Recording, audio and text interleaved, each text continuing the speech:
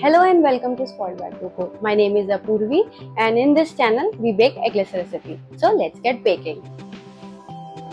बादाम का केक बनाने के लिए एक बोल में 37 ग्राम बादाम का आटा, 115 ग्राम मैदा, 10 ग्राम कॉर्नफ्लोर, 3/4 टीस्पून बेकिंग पाउडर और 1/4 टीस्पून बेकिंग सोडा लें और उसे साइड में रखें। अब एक ग्लास में 70 ml मिल्क डालें। यहाँ आप गाय का या भैंस का किसी का भी दूध इस्तेमाल कर सकते हैं और 5 ml विनेगर सिरका डालें।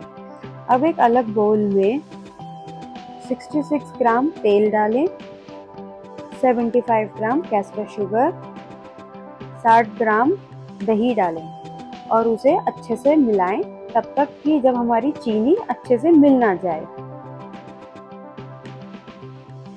अब मैं अपने ड्राई इंग्रेडिएंट्स एक सीव की मदद से इस वेट इंग्रेडिएंट्स में छान लूँगी। याद रखें ये मैं 2 बार करूँगी। आधे ड्राई इंग्रेडिएंट्स डालें और आधा हमारा जो हमने बटर मिल्क डाला है उसे डालें। तो हमारे ड्राई इंग्रेडिएंट्स को अच्छे से छान लें। ये एगलेस बेकिंग में काफ़ी अच्छा मदद करता है। थोड़ा सा नमक डालें और हम आधा क्वांटिटी हमारा जो बटर मिल्क का है वो हम इसमें डाल देंगे। अब स्पैचुला की मदद से मैं इसे बैटर को मिक्स करूँगी। ज़्यादा मिक्स नहीं करना है, मुझे जस्ट इतना मिक्स करना है मेरा आटा जो है वो सारा मिल जाए। अब मैं अपना second batch of dry ingredients जो है वो मैं इसे छन्नी से छान के इस बैटर में ऐड कर लूँगी। फिर जो बचा हुआ मेरा बटर मिल्क है वो भी डाल लूँगी। इसे तब तक मिलाऊँगी जब तक कोई आटा मुझे दिखाई नहीं दे। अब मैं इसे 7 इंच के पैन में बैटर को डाल लूँगी और इसे बेक करूँगी 180 डिग्री सी में प्री हीटेड ओवन में 20 से 25 मिनट के लिए। एक बार जब मेरा ये केक बेक हो जाएगा मैं इसे ठंडा करने के लिए रख दूँगी। इसे वायर रैक पे ट्रांसफ़र कर दूँगी सो दैट जो मेरा केक है वो अच्छे से ठंडा हो जाए।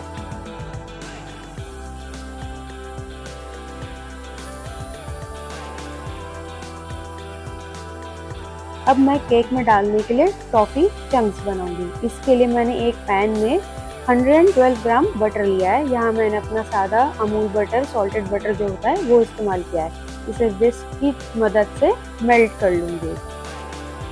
फिर इसमें 200 ग्राम मैं ब्राउन शुगर डालूंगी।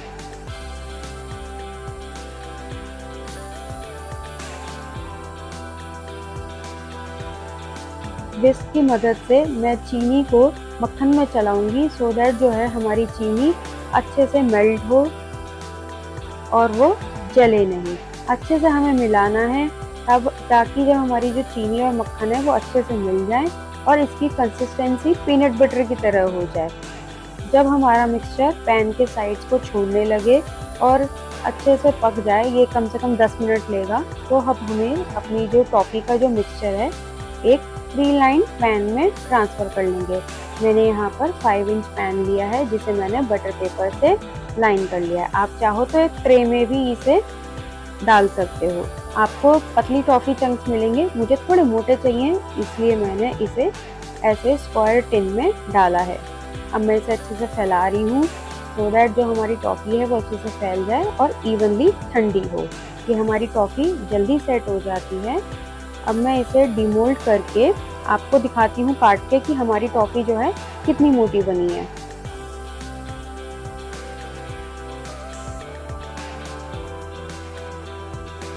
ये देखिए मेरी टॉफ़ी चंक कितने मोटे आएंगे निकल के। मैं अपनी टॉफ़ी को सारी काट लूँगी और इसे एक बाइट साइज चंक साइज में काट लूँगी सो दैट मैं अपनी रेसिपी में इसे आराम से इस्तेमाल कर लूँ।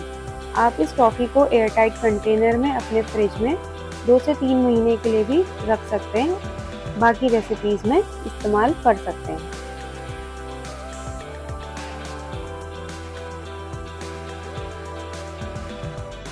अब हम केक की फ्रॉस्टिंग बनाते हैं। यहाँ मैं वाइट चॉकलेट क्रीमिक्स बनाऊंगी। उसके लिए मैंने दूध लिया है और इसमें 1 ग्राम अगर अगर डाल दूंगी। अगर जो है वो हमारा जेलेटिन सब्स्टिट्यूट है। मैंने यहाँ अगर 2 हिस्सों में बांटा है, आधा मैंने दूध में डाला है और आधा मैं क्रीम में डाल के मिक्स करूँगी। आप चाहो तो एक ही जगह अपना अगर अगर डाल के इसे अच्छे से मिक्स कर लेना। जैसे अब मैंने यहाँ दूध में इसे मिक्स करा है सो दैट लम्प्स नहीं बने मेरे। अब मैंने एक पैन में हैवी क्रीम ली है, इसे मैं मध्य आंच में थोड़ा सा गर्म कर रही हूँ। ये देखिए मैंने अपना सेकंड क्वांटिटी ऑफ अगर अगर डाला है, इसे मैं अच्छे से मिक्स कर लूँगी और फिर मैं इसमें अपना दूध और अगर अगर का मिक्सचर डाल दूँगी। इसे मैं मध्य आंच में पकाऊंगी। मेरे को बॉईल नहीं लाना, जस्ट अपनी क्रीम को गर्म करना है। आपको सारी रेसिपीज़ के जो इंग्रेडिएंट्स हैं और उसकी जो क्वांटिटी है वो डिस्क्रिप्शन बॉक्स में मिल जाएंगे। यहाँ मैंने पिघली हुई white chocolate, melted white chocolate ली है और जो मेरा ये क्रीम और अगर दूध का मिक्सचर है, इसे मैं 3 से 4 बार में अपनी वाइट चॉकलेट में डालूंगी और मिक्स करूंगी। सारा एक ही बार में नहीं डालूंगी, थोड़ा थोड़ा करके डालूंगी, सो दैट मेरे को आसानी रहे आराम से इसे मिक्स करने में और ये अच्छे से मिक्स हो जाए, कोई भी प्रॉब्लम नहीं हो, इवन स्मूथ बने हमारी जो फ्रॉस्टिंग है।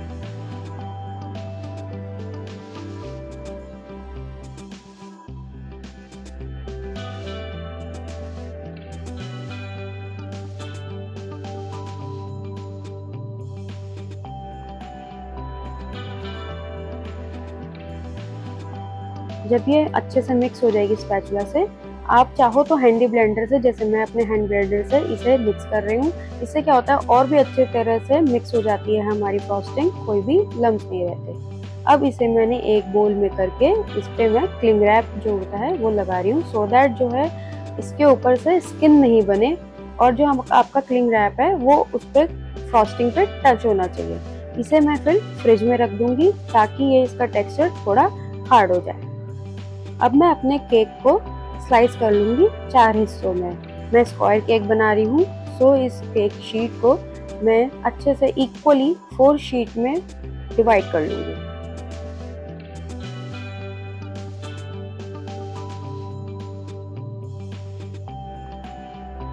जब ये हो जाए मैं अपनी केक शीट्स अलग रख दूँगी।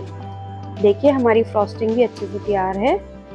मैं क्लिंग रैप हटा के आपको इसका टेक्सचर दिखाती हूँ कि ये कितनी स्मूथ बनी है और कितनी अच्छी बनी है। ये थोड़ी मीठी है क्योंकि हमारी वाइट चॉकलेट से ये फ्रॉस्टिंग बनी है, पर आप इसे एक बार ट्राई ज़रूर करिए। अब मैं एक अपने केक बोर्ड पे थोड़ी सी ये फ्रॉस्टिंग लगा लेती हूँ बीच में अपनी केक शीट लगाने से पहले, सो दैट ये मैं इसलिए कर रही हूँ ताकि जो हमारा केक है जब हमारा पूरा फ्रॉस्ट हो जाए तो हमारा केक जो है वो हिले नहीं और एक ही पोजीशन में रहे। मैं अपनी केक शीट को बिल्कुल बीचों बीच लगाऊंगी और अब मैं अपनी फ्रॉस्टिंग पाइप करूंगी।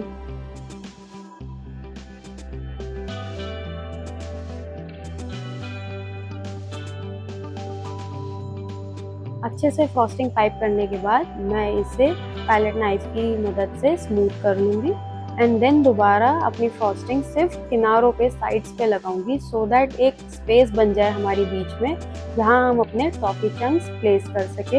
इससे क्या होगा, हमारे जो टॉफी चंक्स हैं वो बाद में निकल के नहीं गिरेंगे जब हम अपना पूरा केक फ्रॉस्ट कर लेंगे।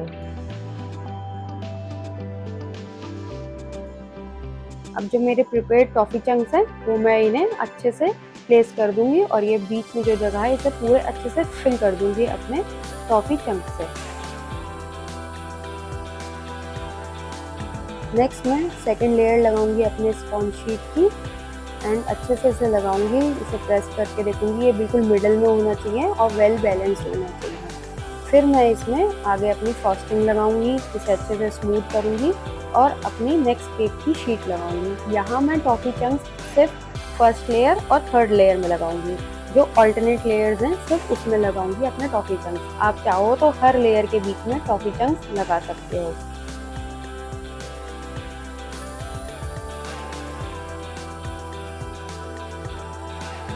लास्टली अपनी फोर्थ शीट प्लेस करके मैं इसमें अपनी फ्रॉस्टिंग लगाऊंगी, अच्छे से स्मूथ कर लिया। अब मैं साइड में भी अपनी फ्रॉस्टिंग लगाऊंगी और एक क्रम कोट दूंगी। अच्छे से अपनी फ्रॉस्टिंग अच्छे से हर जगह लगा के इसे स्मूथ कर लूंगी।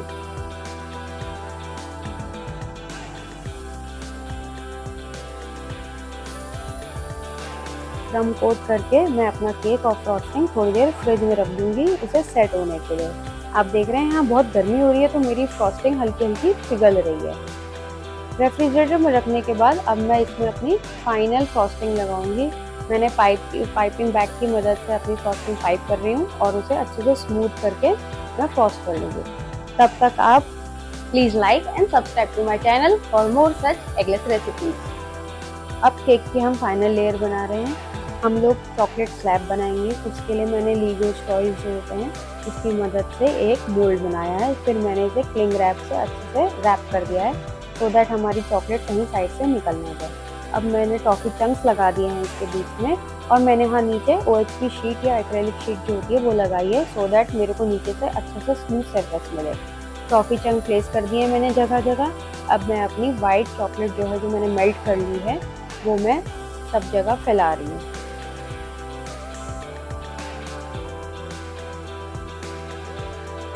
जैसे कि मेरा मोल्ड काफ़ी बड़ा है इस वजह से मैं एक छोटा स्पैचुला यूज़ कर रही हूँ अपनी वाइट चॉकलेट को हर जगह स्प्रेड करने के लिए। चॉकलेट को अच्छे से किनारों पे साइड पे अच्छे से स्प्रेड करना सो दैट कोई भी कॉर्नर या एजेस रह नहीं जाए।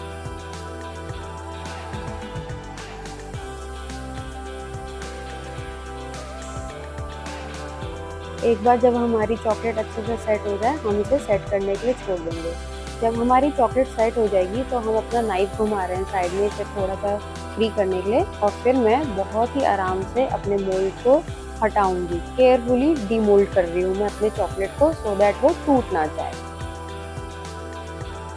एक स्केल की मदद से मैं अपने चॉकलेट को 4 हिस्सों में अच्छे से डिवाइड कर लूँगी। नाइफ की मदद से मैं स्लोली अपने चॉकलेट को कट कर रही हूँ और 4 शीट ऐसे चॉकलेट की निकाल लेंगे हम इससे।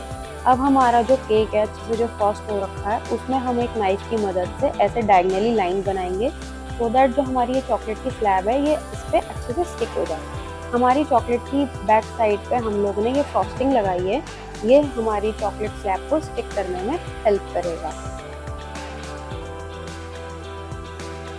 फिर इस चॉकलेट स्लैब को मैं अपने केक पे स्टिक कर दूंगी। ये आराम से करिएगा। अगर आप आराम से नहीं करेंगे थोड़ा ज़्यादा फोर्स भी अगर आपने लगा दिया तो ये चॉकलेट की स्लैब हमारी टूट जाएगी। तो अब मैं अपनी चॉकलेट हर जगह चारों तरफ ये लगा रही हूँ। जब ये हो जाए ऊपर से मैं आमंड के फ्लेक्स जो है वो डाल रही हूँ गार्निश करने के लिए। प्लीज़ वीडियो को लाइक और चैनल को सब्सक्राइब ज़रूर करना ऐसे ही एगलेस रेसिपीज़ के लिए। अब मैं आपको एक केक का स्लाइस काट के दिखाती हूँ कि हमारा केक कितना अच्छा बना है। अंदर से भी सॉफ्ट स्पॉन्ज है हमारा एगलेस आमंड स्पॉन्ज और अंदर से भी आप देखिए एक एक लेयर दिख रही है, फ्रॉस्टिंग दिख रही है, टॉफी के चंक्स भी दिख रहे हैं।